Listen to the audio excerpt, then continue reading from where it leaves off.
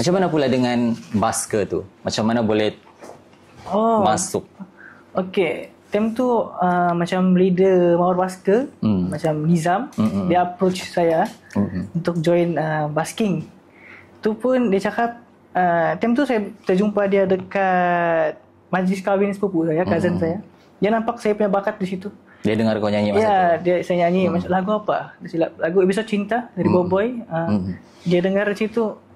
Time tu umur saya masih 15 tahun. 15 tahun. Dia cakap, boleh kau join kami basking? Tapi 15 tahun? Ya. 15 tahun form 3? Form 3.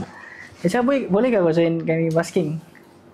Tapi ayah saya belum lagi lepas sebab masih sekolah masih kan. Study kan? Study lagi. Dia tunggulah habis SPM gitu.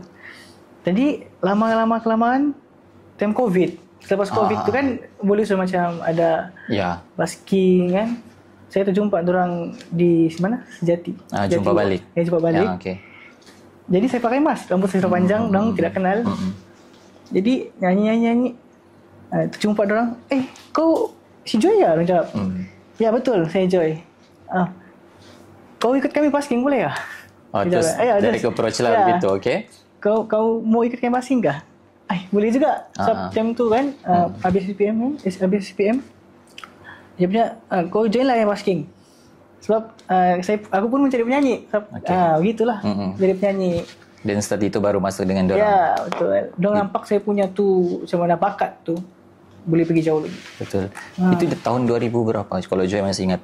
Start yang betul-betul Joy ni salah satu tim daripada basker tu.